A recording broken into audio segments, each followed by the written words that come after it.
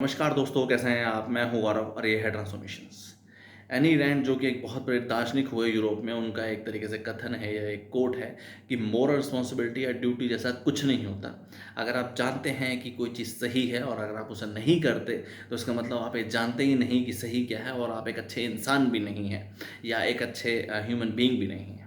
अभी जो particular coat है हमारे भारत के युवाओं पे 100% एक तरीके से लागू होता है। फिलहाल हमारे देश का जो युवा है वो एक तरीके से हर तरीके से परेशान है, भले वो लैक ऑफ अपॉर्चुनिटीज़ हो या लैक ऑफ एम्प्लॉयमेंट अपॉर्चुनिटीज़ हो, लैक ऑफ स्किल हो, या एक तरीके से सरकारी नौकरियों में या सरकारी भर्तियों में किस तरीके से धांधलेबाजी या पेपर लीक्स या डिले इन गवर्नमेंट एग्जामिनेशंस हैं। उसके अलावा प्राइवेट सेक्टर में काफ़ी सारी जॉब्स जा रही हैं। अभी रिसेंटली आर्टिफिशियल इंटेलिजेंस या चैट जीपीटी जैसी चीज़ें हैं जो कि एक तरीके से हमारे देश का युवा उससे नहीं है। जो हमारा एजुकेशन सिस्टम है, जो एजुकेशन हमारा भले ही वो स्कूली एजुकेशन हो, हायर स्कूल हो या हायर डिग्रीज़ हो, उन सब में भी उस तरीके की जो स्किल सेट हैं, जो इस तरीके से जो न्यू एज इश्यूज़ हैं वो सब नहीं उनसे वो बताए जाते या उनको समझाए जाते हैं हमारे सिस्टम में। तो एक तरीके से वो सिस्टम से बहुत ज़्यादा नाराज़ है या एक तरीके से सिस्टम से तंग आ चुका है।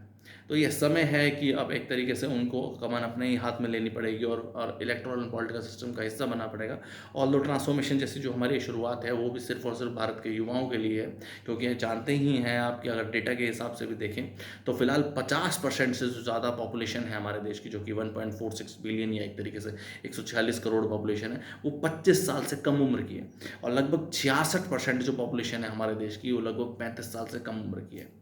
तो जो एक एक कथन हमारे पॉलिटिकल सिस्टम में चलता ही है कि जिसकी जितनी संख्या भारी उतनी उसकी हिस्सेदारी।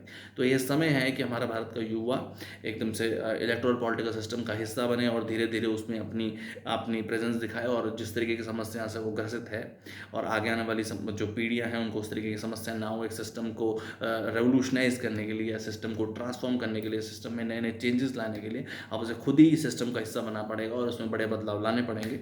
अगर वो इस बात का सिर्फ इंतजार करता रहेगा कि राज्य दर राज्य सरकारें बदलेंगी या दूसरी सरकारें आएंगी या किसी और पॉलिटिकल पार्टी की सरकार आएगी, भले केंद्र में भले राज्य में, और उनकी परेशानियां सॉल्व होंगी, तो उनका एक प्रोमिनेंट एग्जाम्पल उनके पास है ही कि पिछले 10-15 सालों में राज्य की सरकारें भी बदली और केंद्र की सरकारें बदली, पर जो उनकी प्रॉब्लम थी वो वहीं के वहीं है आज भी। जो जिस तरीके की प्रॉब्लम्स वो पहले फेस कर रहे थे उस तरीके की प्रॉब्लम्स वो आज भी फेस कर रहे हैं। तो ये समस्या सिर्फ और सिर्फ सरकारें बदलने से नहीं होंगी, अब उन्हें खुद इस सिस्टम का हिस्सा बनना पड़ेगा।